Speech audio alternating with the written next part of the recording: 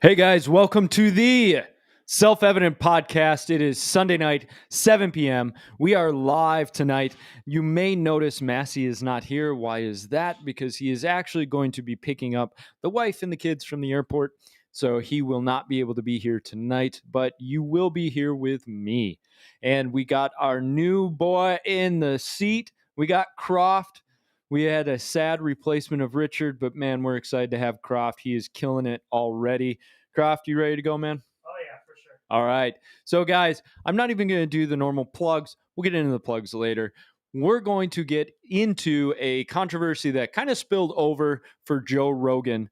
Everybody loves him. Everybody hates him. He's one of those guys. Now, I don't care who he is. The guy signed a $100 million contract with Spotify. Like, he doesn't need to worry about other people's opinions at this point. But he kind of caused a stir. And so we're going to run through that whole scenario. Now, before we do that, we are going to work through some other stuff that's going on related to the situation. Now, there is one thing that I want to give you a heads up on. The stuff we're going to be talking about tonight possibly could get us shut down, throttled, whatever you want to call it. So if that happens, I don't believe that'll happen through YouTube. So you could check out YouTube if Facebook gets rid of us. Otherwise, do check us out on Spotify. Spotify has all of our stuff. So far, they haven't done anything with us. Otherwise, SoundCloud has all of our stuff. Apple Podcasts. You've got the areas that you can check it out. If something happens to this cast, we'll continue recording. And if we have to, we'll repost. But until then, Croft, I gave you a ton of slides. Are you ready to hammer through those slides? Oh, yeah. All right, let's do it. Okay, so news bits, which kind of just leads into the main topic of tonight. I'm going to say that dreaded word. Let's see what happens. Ivermectin. Rogan caught serious flack for taking ivermectin. So we're going to kind of go through it. Now, here's the deal. I am not giving you medical advice. I'm not telling you to take it. I'm not telling you this is the cure-all, the wonder drug. What I'm going after is this attitude, this narrative against it. And what you're hearing a lot is just whipped up chaos all over it. And so I wanted to cut through some of that and give you a little bit of a taste of, okay, what is this? Where does it come from? Is it really that horrible, awful, evil thing that nobody should ever take ever, right? So let's start actually in Ohio. Let's go to slide 1. There was an Ohio judge who actually ruled that a hospital must treat a COVID patient with ivermectin. You may wonder, okay, why is a judge getting involved in the medical affairs of a private citizen? There is actually an issue with that, and I'll get into that in a second. But let's start the scene. The wife and legal guardian got a prescription written for her husband, who was in ICU. He was not doing well. He was on his last leg. They tried everything else, but the hospital refused to actually carry out the script. And he was on a ventilator for weeks. He was done for. She said, let's try one last thing. Her main argument was that everything else had been tried and there was no other protocol, so why not give it a shot? Now, the judge ended up ordering the doctor to actually go through with the procedure and give the person ivermectin. Now, I haven't found anything that says how he's doing, so I'm not going to say, and he got better, miracle cure. The worst part is, though, this isn't the only time that this has happened. There was also a 68-year-old woman in Illinois who received it after her family had sued the hospital. The judge... Now, this is where I do appreciate the judge. The judge refused to force the nurses to administer it and also denied a request to hold the hospital in contempt of court. So at least the court was staying their hand. Now, you may say, but they need to do what the patient wants. Here's what needs to happen. The patient has to have the right to find somebody else that will do what they're asking for. But once you get into that territory of forcing a medical professional to do something that they feel conviction against doing, guess what? All of a sudden, you're forcing nurses with sincerely held religious beliefs to participate in abortion. A doctor has to have the right to say, I'm not comfortable doing this procedure. I have something against doing this and doing what this patient is asking because I don't feel it's in the patient's best interest. And you can argue that these doctors are more politically in the whole thing than they should be, all of that. We need to protect freedom of association. So what happened was the doctor or the judge said, look, you have to allow the family to find a doctor who's willing to do this. And so that's what the hospital did. They found a doctor who was willing to administer ivermectin, and the hospital gave that doctor visiting credentials. And so the doctor was able to come in and administer it. No word on how that person is doing either. But there's another case in New York. It's reported that New York Supreme Court judge ordered a hospital to give the drug, and an 80-year-old woman survived because of that, as per the articles that are coming out of Buffalo. In the case, the woman had started the treatment in ICU. Okay, so the hospital itself had started the treatment, was transferred to another section in the hospital, and that section refused. So the family had to sue in order to get the hospital to continue the treatment. That gets a little bit dicey because one area of the hospital is saying yes, the other one's saying no. This tells you the chaos around this. And you might think, boy, this must be a very dangerous thing if we've got this back and forth that's going on. But the question is it really? One thing that I wanted to point out, because we've had questions where people have asked, can I force a doctor to give me a treatment? Basically, the answer is no. So on medicaljustice.com, and this was quick cursory look. I want you to do your own research. What I have found, this said patient noncompliance or bad conduct that impedes the doctor's ability to render proper care, or a patient's demand that the doctor engage in care that the doctor believes is fruitless or harmful or exceeds the doctor's own expertise, are all valid bases to refuse to treat. The underlying issue is that the doctor is required to adhere to the standard of care, so may refuse involvement in care that falls below that due to patient actions requests. In other words, if the doctor feels this is going to harm you, this is not going to help you, that doctor can refuse treatment. Now, the sensible side of us would say, if the person's on the last leg and you've tried everything else and there's nothing else you can do, if the guardian is saying, let's try it, maybe go for it. And part of the problem is the news and the media, and we're going to get into them a little bit and kind of point out the just craziness of all of that. Hi, guys. I just saw these. Hi, Peggy. Hi, Jonathan. Carol, how are you doing? Let's see. So, the Rogan topic. Rogan, I call this Rogan and the Karens. I like that title. You like that, Croft? Yeah, that's a good one. So slide 2. Let's get into it. Did you guys hear? Rogan caught COVID. Did you hear that he had a night of headache, fever, and sweats? Did you also hear that he had one difficult day? And did you hear how he took the horrible, no good, very bad ivermectin? And here we go. It's time to delve into it. Okay. This is not an argument for its use against COVID.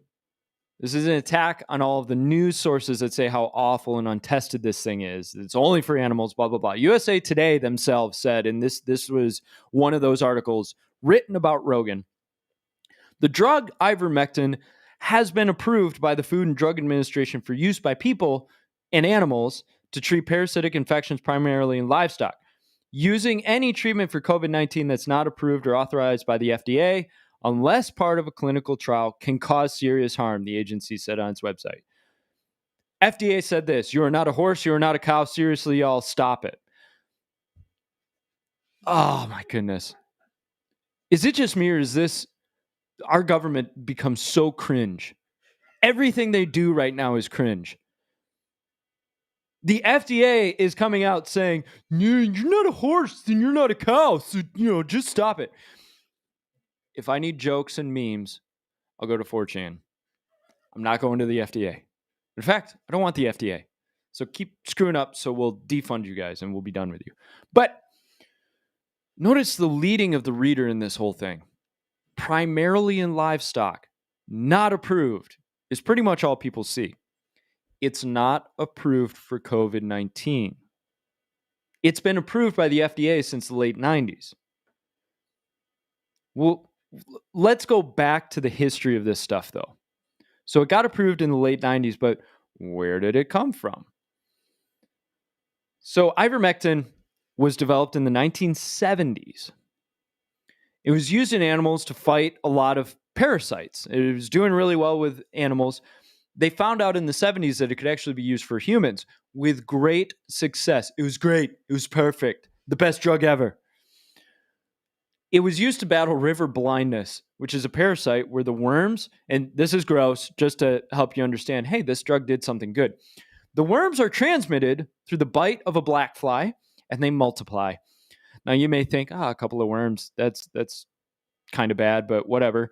Female worms can release up to 1,000 baby worms a day for 10 to 14 years. That is a lot of worms. They can cause skin rashes, lesions, itching, edema, and depigmentation. Can also invade the eye and cause visual impairments and loss of vision, being the second leading cause of blindness caused by an infectious disease. This drug was also used to battle elephantiasis, as well as a range of parasites, including gastrointestinal roundworms, lungworms, mites, lice, hornflies, as well as ticks. Ticks and lice. It's being used to treat hundreds of millions of people free of charge around the world. This drug has been around for decades. And one of the beautiful parts of this drug is that it has very low side effects. It's a very trusted, reliable drug. So when you see these news articles that come out and say, it's not approved for people, and it's mostly for livestock, and don't you dare take it, they're doing a switch and bait on you. So if you go to your local feed store, yeah, you probably shouldn't pick it off the shelf when it says 4 horses, right? But what they're doing to you is saying, this drug is not really useful for humans. It's mostly for animals. Once in a while, we tried it on a human. Hundreds of millions of times, this drug has been used on humans with great success. So instead, what they're saying is, for the world's poorest, yeah, perfect. For Americans, it'll kill you. Don't take it. What annoys me about this is this game of overgeneralizations. It's a game of narratives. It's a game of bait and switch. You have to understand the history behind this stuff. We did the history on hydroxychloroquine a while ago.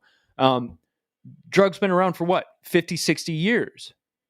It was used with great success in drugs for malaria, with little to no side effects. Were there possibly side effects in some cases? Yes, absolutely. But guess what?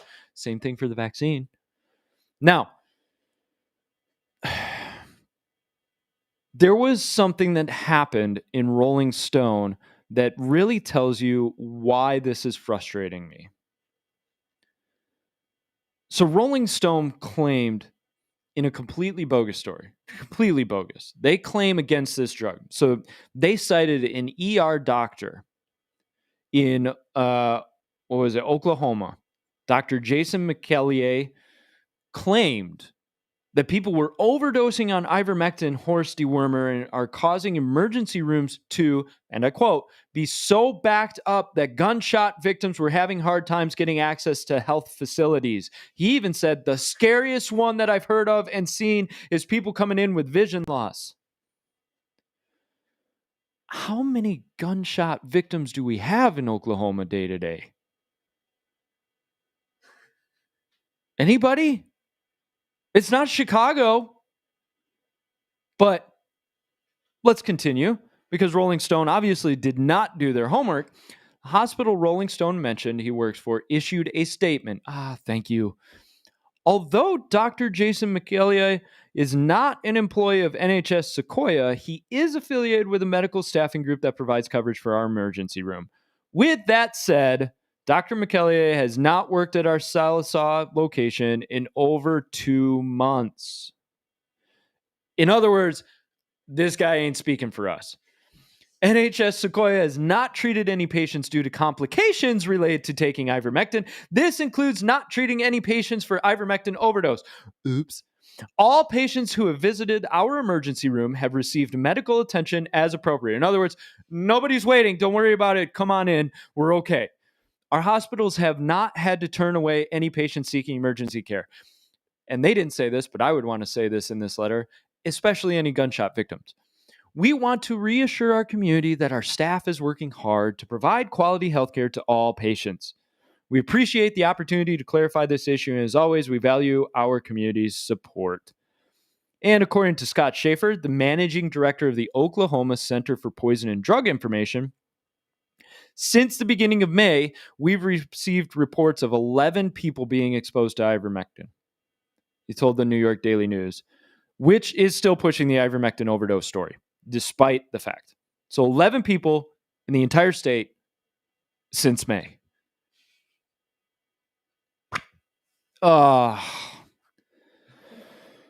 Okay. So let's go to slide 3.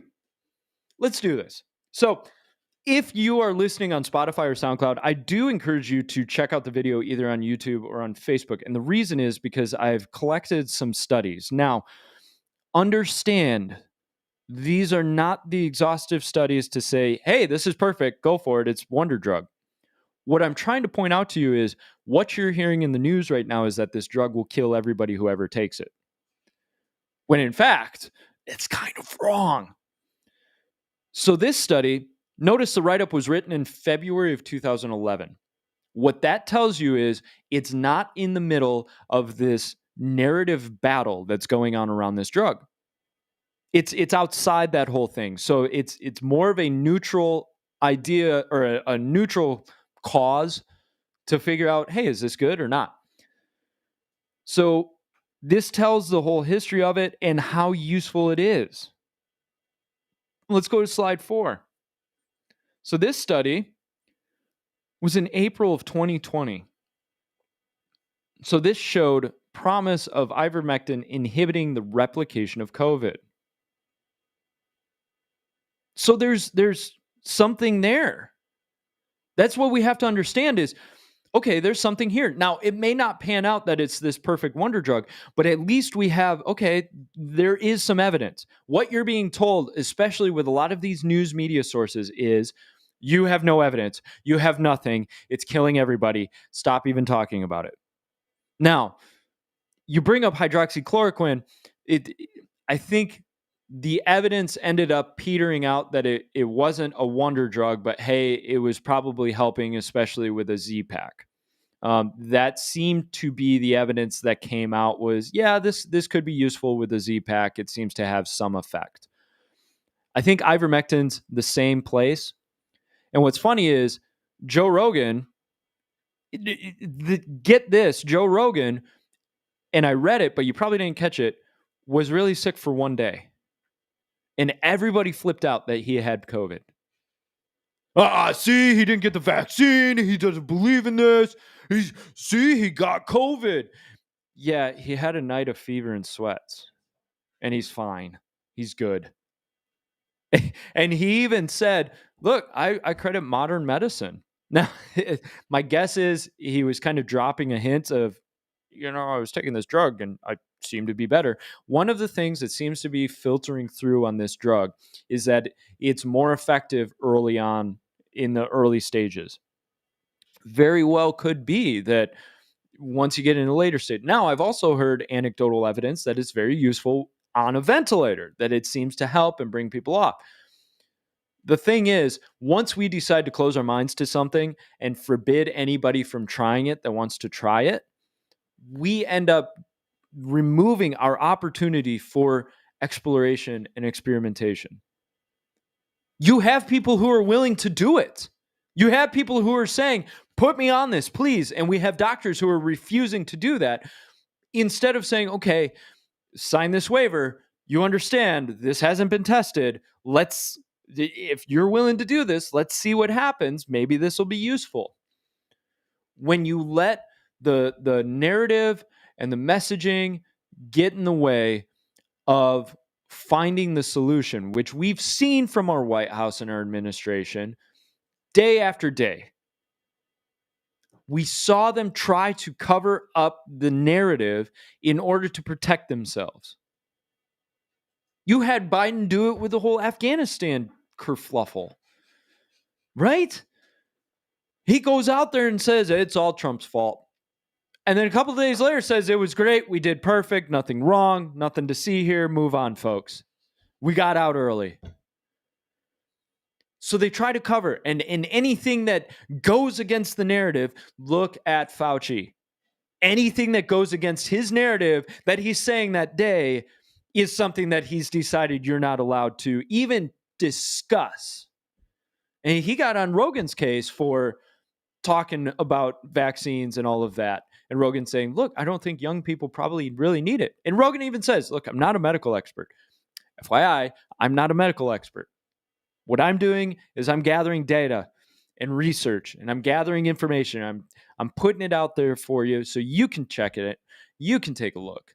And I want you to. I don't want you to just take my word for it. I want you to go out and check it out. But we get this idea that the experts those are the ones. Those are the only people who are allowed to tell you what to think or say or do. When Fauci has proven time and time again that he has no clue what he's talking about. We don't need masks. We need masks. We don't need masks. We need masks. We need 2 masks. We need 3 masks. We don't want vaccines because, it's going to take years, decades, especially because Trump's in office. Oh, Biden's in office? We need vaccines. 1 vaccine, 2 vaccines. Well, now probably 3 vaccines. Israel's up to like 4 or 5 vaccines. Where does it stop? Where does it stop? Pretty soon they'll have you believing you need to get jabbed every 6 months for something that has a 99.8% survival rate. Anybody else going crazy about this? And okay, while I'm at it, okay, now you got me started, Croft. Thank you. While I'm at it, dude, we have what, 68%, 70% vaccinated adults in the US right now? Something like that. It's like 68, 70%, somewhere around there. They're talking about cases going up. They're talking about deaths going up. You want to know who they point the fingers at? The unvaccinated. My question to you is, if the vast majority of Americans are vaccinated and the vaccines are so great and powerful and beautiful and perfect, wouldn't cases still go down? Because 68 to 70% of adults are already vaccinated against it. How could we possibly have cases shooting through the roof and deaths shooting through the roof if it's that 30% that aren't getting vaccinated? Uh-oh. Shouldn't you still see a drastic reduction? Or maybe what it is your vaccines aren't as powerful against the Delta variant, which puts us all back in the same pool. I'm not arguing against vaccines. Hear me out. I'm not arguing against vaccines. What I'm saying is, let's have a little sensibility in all of this discussion. Because what you find is, oh, you didn't get vaccinated? Second class. Or you got vaccinated? Man, mark of the beast. Stop with the crazy talk. Stop going off about all of this stuff. If you have conviction and issue about the vaccine, you are more than welcome to talk about it with other people. But remember, it is other people's choice.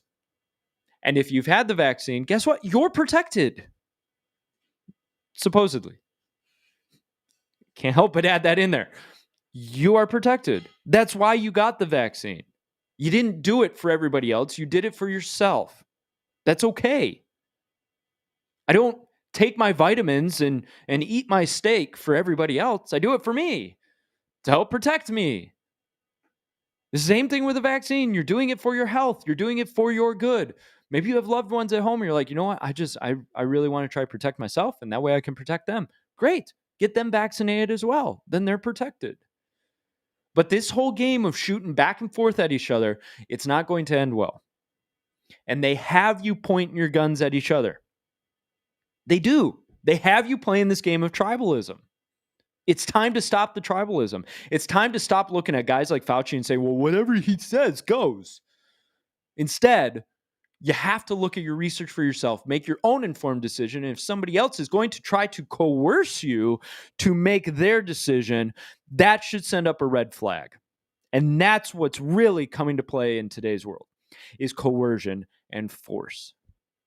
No longer is it you have a decision for yourself to make. Now it's I'm going to force you to do what I want you to do. They are not your rulers. They are your employees. You hear me? They are your employees. You would never allow your employee to storm into your office and say, you are going to get vaccinated with whatever I want you to get vaccinated. You're out. You consent to be governed. But you don't have to consent to be governed. You can say, I've lost confidence in you. You're not doing what you're supposed to be doing. And this is why it's so important to be taking over those school boards and those city councils and those county commissions. Now is the time. And the Republicans are actually, or the conservatives, I should say, are actually doing that in force. They've realized it and woken up. So I want to encourage you. They're grabbing up seats, and it's time for you to start grabbing up seats. What office should you be running for? Or what person should you be helping to run? What position is yours? You're like, I can't do that. It's you. As soon as you say, I could never do that, you're probably one of the better ones for it, because you're not interested in the gain of it. You're interested in the principle of getting the job done. George Washington refused to be king. They offered it to him. The same people who just fought a bloody war to remove a king from over them looked at a guy and said, now you, because you're good. And in 20 years, when he dies and the next king comes into play, so another little trail history fact. Did you know Alexander Hamilton, during the Constitutional Convention, actually argued to build a monarchy very similar to what England had? He said, they've got the best government in the world. We might as well model ourselves after it, including the executive being able to serve for life at his pleasure. How short of memories people have. You have to remember that. Get it?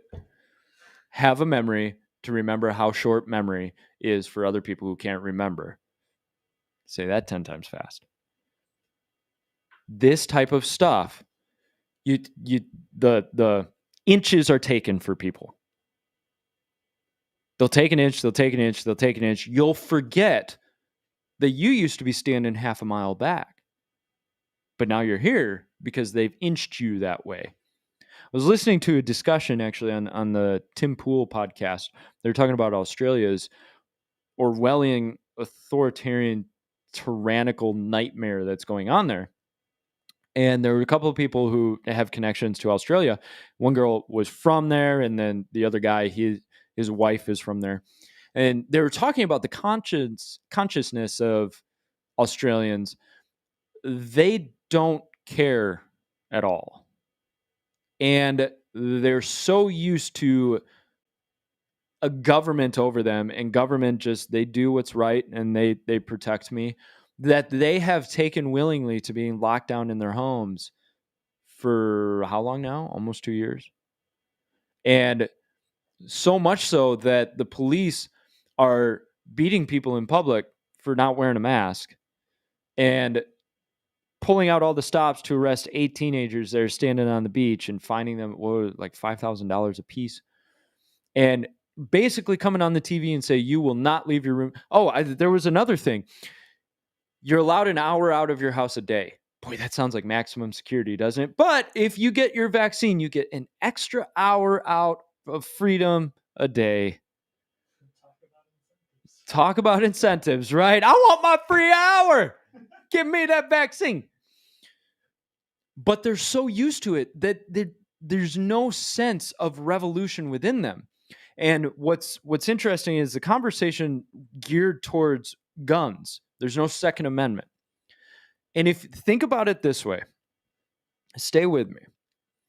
If you have a Second Amendment, you have this philosophy deep within you of, I can defend myself and defend my rights, especially on a personal, individual basis. I can defend my home.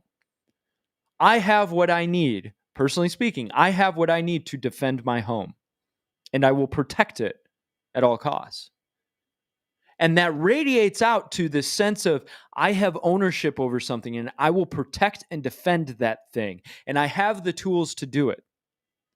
Now imagine what would happen if you took away all of the tools that somebody had to be able to defend themselves. Where does the psychology go? It goes into somebody who is completely submitted to everything because they don't even think about defending themselves. That all they can think is, I have to obey because I can't defend myself. And that goes to the subconscious to where they have never practiced defending themselves. And so therefore they never think of anything as an encroachment upon them.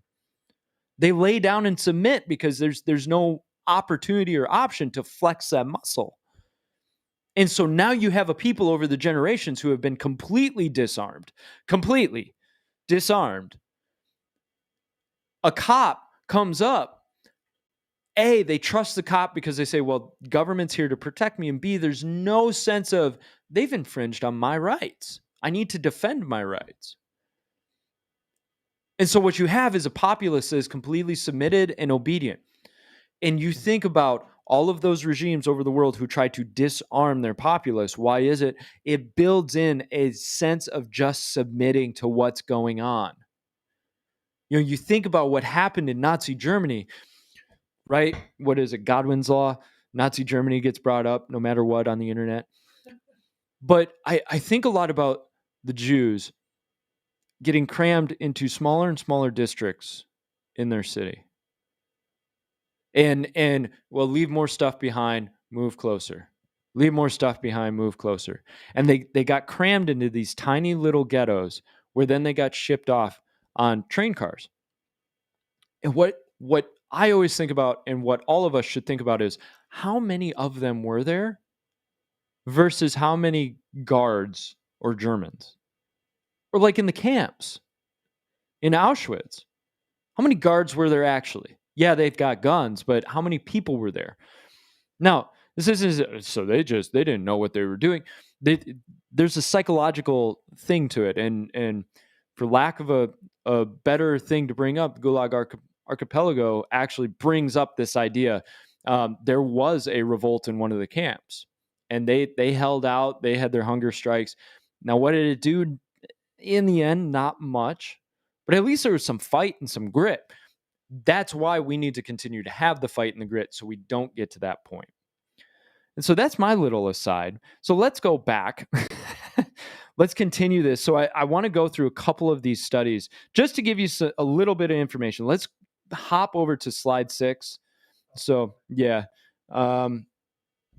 hopefully he's got the right one. All right. So June 21st, is that the right one? Yes. Okay, cool. It should say at the top, June 21st. Yeah. So Ivermectin for prevention and treatment of COVID-19 infection, a systematic review, meta-analysis, and trail sequential analysis to inform clinical guidelines. Meta-analysis. So they take a bunch of trials, they take a bunch of studies, put it together, and then they analyze it. So the conclusion says moderate certainty evidence finds that large reductions in COVID-19 deaths are possible using ivermectin. June 21st, guys, using ivermectin early in the clinical course may reduce numbers progressing to severe disease. The apparent safety and low cost suggests that ivermectin is likely to have a significant impact on the SARS-CoV-2 pandemic globally. Let's go to the next slide. This one's May 6th. Effects of ivermectin in patients with COVID-19, a multi-centered, double-blind, randomized, controlled clinical trial. The implications of it. A single dose of ivermectin was well tolerated in symptomatic patients with COVID-19, and important clinical features of COVID-19 were improved with ivermectin use, including dyspepsia, cough, lymphopenia. I'm not a doctor. Further studies with larger sample sizes, different drug doses, dosing intervals, and durations, especially in different stages of the disease, may be useful in understanding the potential clinical benefits of ivermectin. In other words, hey, there may be something to this, and that's what my frustration is. Let's go to slide number 8. This study says that it has shown effective pharmacological activity towards various infective agents, including viruses. This paper proposes an alternative mechanism of action for this drug that makes it capable of having an antiviral action also against the novel coronavirus, in addition to the processes already reported in literature. There's another study, which I don't have a slide for this, but another study published several months ago in the American Journal of Therapeutics concluded meta-analysis based on 18 randomized controlled treatment trials of ivermectin and COVID-19 have found large, statistically significant reductions in mortality, time to clinical recovery, and time to viral clearance. Furthermore, results from numerous controlled prophylaxis trials report significantly reduced risks of contracting COVID-19 with the regular use of ivermectin. Finally, the many examples of ivermectin distribution campaigns leading to rapid population-wide decreases in morbidity and mortality indicate that an oral agent effective in all phases of COVID-19 has been identified.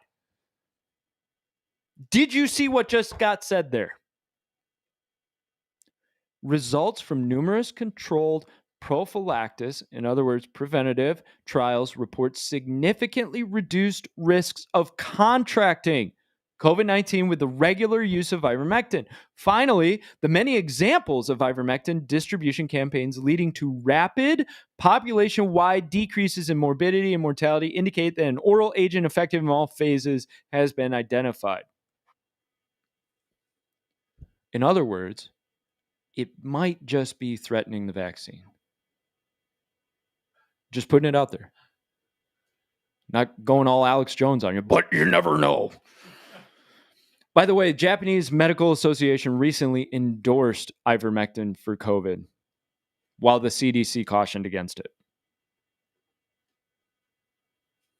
Is that hitting anybody else? Anybody else? Like, yeah, something's odd. Odd. So, let's see. Destiny said, Amen. Since all these issues had progressed, I've had a conviction to speak up more about these issues, regardless of what my generation thinks, says, and regardless that what I believe will make me unpopular. Absolutely. Amen to that, Destiny, and continue to speak your mind. You won't know all the information. I don't know all the information. Massey doesn't. Croft doesn't. But we do our best. And we stand on the convictions that are on our heart. And the more we learn from the Lord how to walk forward, the more assurance we have from him.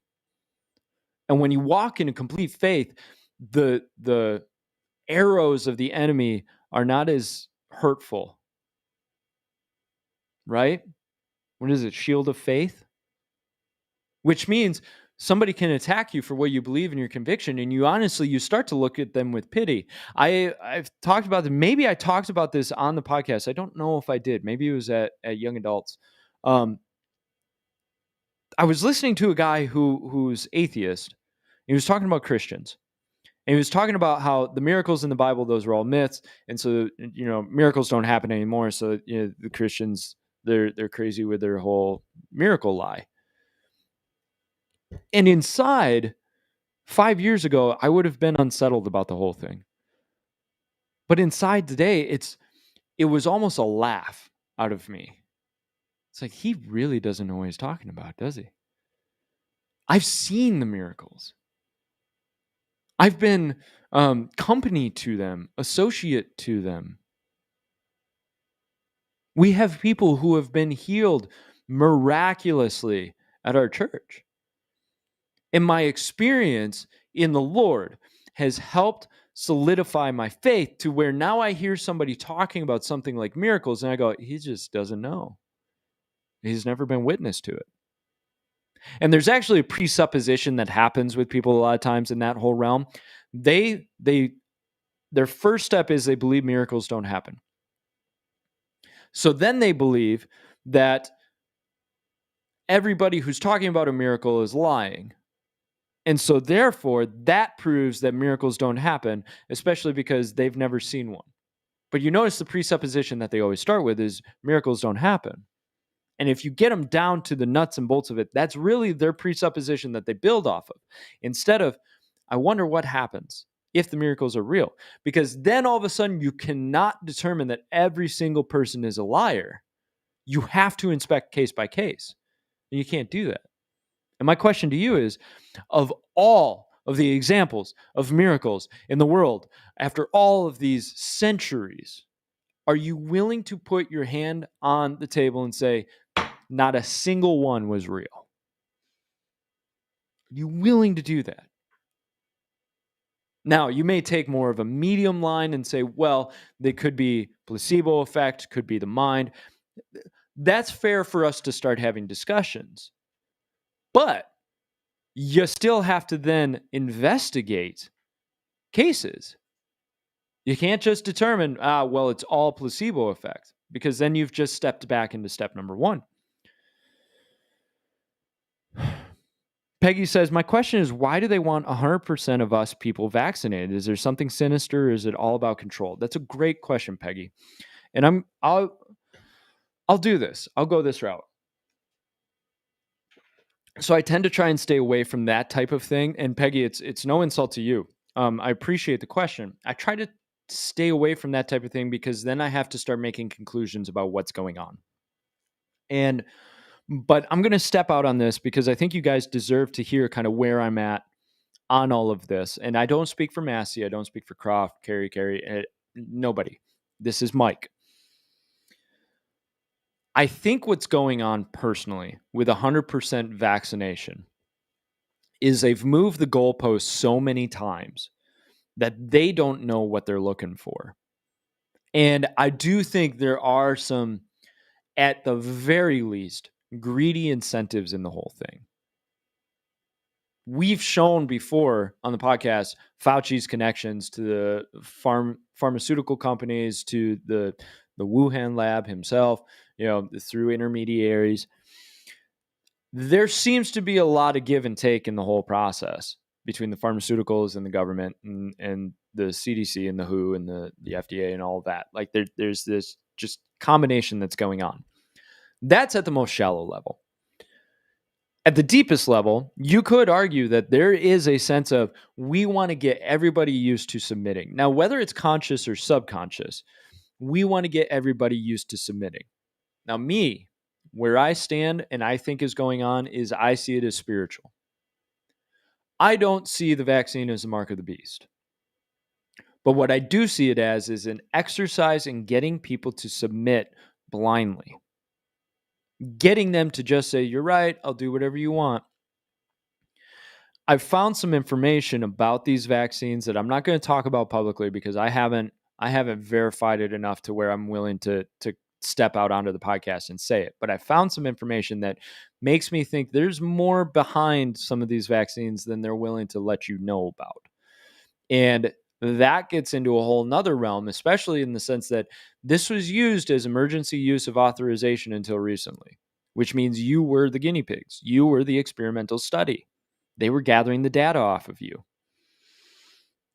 And spiritually, I think there's a lot of control and submitting that's going on right now.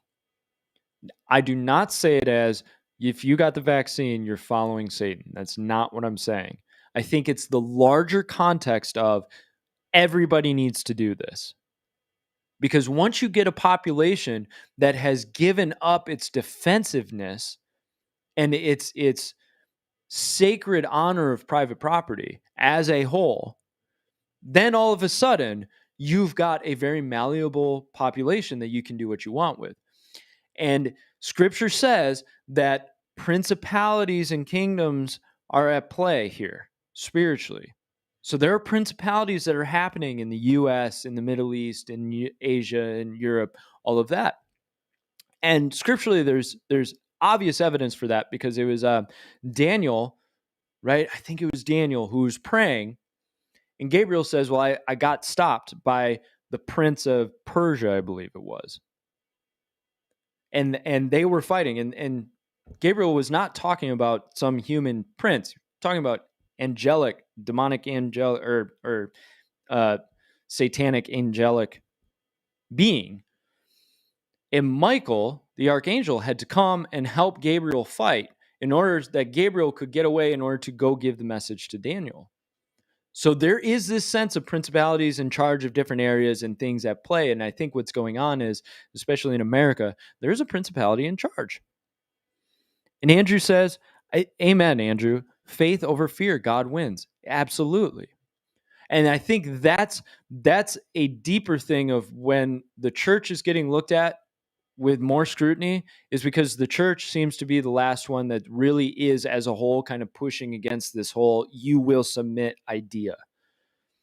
And that's the faith of the church that says, no, we listen to the Lord. We'll do what the Lord tells us to do. And guess what? The Lord's not telling us to do what you want us to do. There are Christians who feel convicted to get the vaccine. Do what the Lord is telling you to do. That's the beauty of the Lord. And some people say, well, won't he tell everybody to do the same thing? Different parts of the body do different things.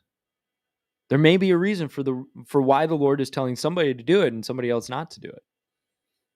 And you have to seek him out on that. Now, I do think there are plenty of Christians who are they aren't really listening to the Lord. They've just told themselves, I'm doing a good thing, and so therefore I'm doing the Lord's will.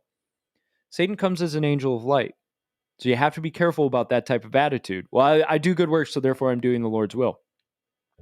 Be careful. Follow the Lord's will, and you will do right.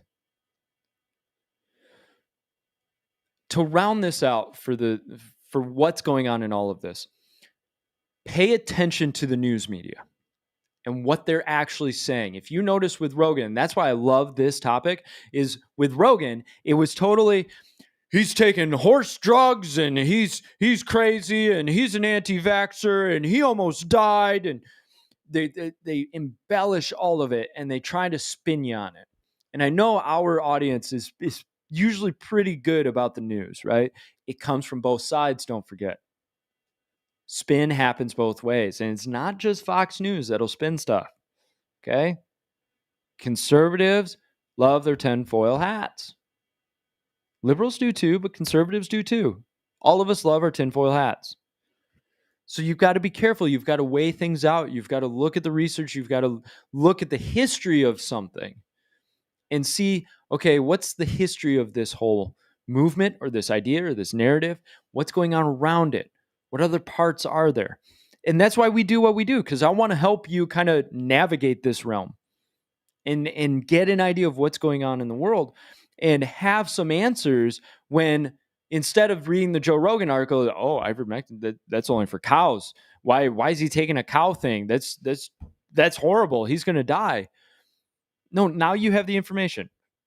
Started getting used on humans in 1970. It's been used on hundreds of millions of people around the world over the decades. And it's been used with great success and very low rates of side effects. Now, it was used for parasites, but I just showed you studies that also showed, hey, this could be useful against viruses. Hey, this could be useful against COVID. There seems to be some significant data to that. Once we start pulling back the layers, we find some things. And that's why I'm here, is to just help you kind of find some things. Now, you may come back with some studies that say, see, this shows that it was insignificant. That's true. I've got a study that shows it was significant. So we're kind of back to the basics. So then we go into the studies and figure out, okay, how well was this study done? That's kind of out of the purview of this podcast, just because it would take me forever to go through those studies and really determine, okay, is this a good one or is it not? But I want you to at least have the information that, hey, some of this is out there. Let's parse it out. Do your own research, says Croft. We need to get you a mic, bro. So, life lessons. I want to end this on life lessons. Reconcile with family. Reconcile with your brethren. This has been on my heart. You see a lot of issue going on in the body of conflict and battle and arguments. And one of the things that I'm realizing more and more is that the conflict is not important. The mission of Christ is the most important thing. And when I see people leave a church, say, because they had a personal issue with somebody else, it breaks my heart, because basically what you're saying is, well, I can't get over this with them, and so I'm going to leave what God's doing here. Reconcile. Your issue with your friends, with your family, with your church members, you really have to step back and decide, is this worth it? Is this battle worth it? Is this hill the one to die on? Let alone the fact we're called to love our enemies. And guess what? If you are in conflict with your brethren, with your brother or sister, they're technically your enemy at that point. Yet you're still called to love them. You're still called to show the love of Christ to them. And one thing that I see happening, which of course is going to happen because Satan is trying to divide and create dissension. As he sees things grow and speed up, he's going to try and do more and more and more. Bury it. And I don't mean hide it. I mean, get rid of it. Be done with it. Find the reconciliation you need. And it may not be that you are best friends anymore. It may not be that you hang out, like brother and sister every day again. But there can at least be an understanding of they need to be here and so do I. And we may still have some issue we got to work out, and that'll take a little while, but they need to be here, and so do I. Because the mission of Christ is more important than this that's going on. And I think if you can step back and see it in that greater scope, you'll find that you realize this is minute. This is details. What's more important is what God is doing here and what I'm supposed to be doing for the Lord. And when that happens, you tend to look at the issue and you go, you know what? That wasn't that big of a deal. Yeah, I was offended by what they said, or yeah, I was hurt by how they acted towards me. But the body of evidence is so much greater of who they are with me. Or you may even say, you know what? They're just not really a good person. And I don't know that I want to be around them anymore. Fair. It's still called to love them. Still called to be there with them. Because you're brethren, you're parts of the body. You can't cast them out. You have to figure out how to reconcile. And I've seen it where reconciliation doesn't happen and a person goes from person to person to person to person and they have fallout with all of these people. And then they leave. Because guess what? They've burned all their bridges. So who's it really about? Is it really about God or is it about them? And how other people aren't treating them the way that they want to be treated. Those people, how they treat you should not be as important as who you are with the Lord. Because when you are firm with the Lord and walking forward and full of faith, it is what it is. God will solve it. And I'm humble enough to know where I've done wrong in this. Boy, I really hurt that person. I really turned that person down. I really short-sighted that person. Man, this is where I'm wrong. When you start to have that humility in the reconciliation, you learn how to handle other people. And you learn that they have their own shortcomings, their own mistakes, their own areas where you need to have mercy and grace for them. And so that's the life lesson that I bring to the table this week is reconcile. It's the mission for Christ. All that other stuff, keep moving forward for the Lord. Heal where you can heal. Love always. Reconcile when you can. Always forgive.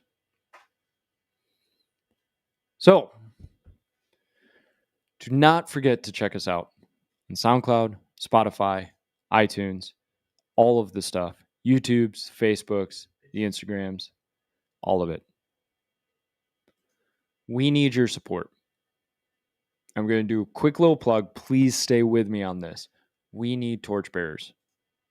Torchbearers is our monthly club where you know that your money is getting put towards getting the gospel and the message of liberty out to people, starting brush fires around the nation. You have to understand, we don't just go to an event and talk about the founding fathers and leave. We're there praying for people, ministering to people. We're reaching people for Christ. We're praying healing over people. We're there to be evangelists with a pastoral and a historian side of it. please, guys, think about supporting us monthly. You can go to theselfevidenttruth.com. You can sign up. You can go to 1776truth.store, buy some merch. And we've got some stuff that will be rolling out soon for those who are members of the Torchbearers.